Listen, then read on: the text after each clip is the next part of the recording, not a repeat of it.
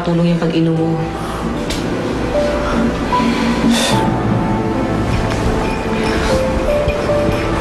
Eh, paano ba, Nay? Ano, gano'n na lang yun?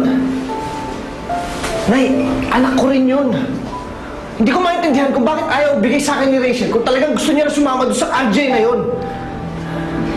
Anak, hindi mo naman mawawala yung ina sa anak nito. Tingnan mo nangyari sa akin.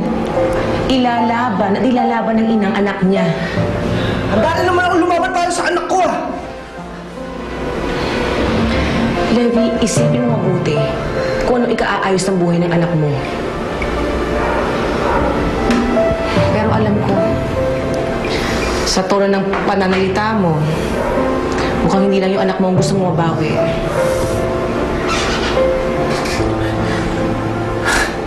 Dahil mahal pa rin ako ni Rachel. Sinabi niya sa akin yun. E di siya munang ilaban mo at makukuha mong anak niyo.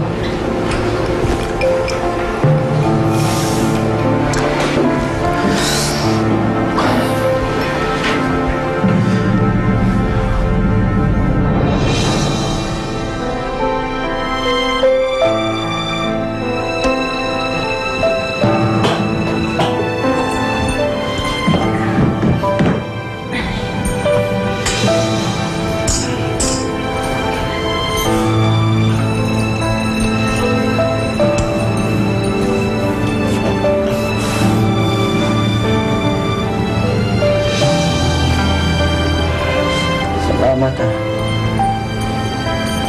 Hindi ka na kasi dapat lumabang pa kay Levi. Mapapatay ka nun.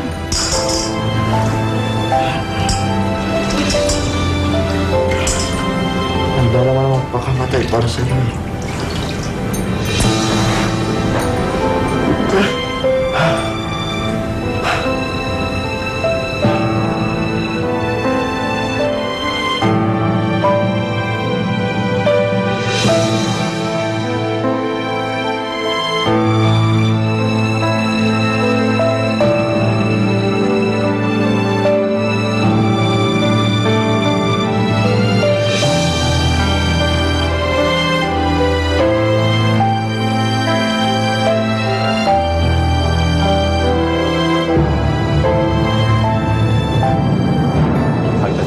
Falcon, sabihin mo sa kanya, huwag siya yung parati na lang nagde-day off. Kung hindi, baka mapalitan siya.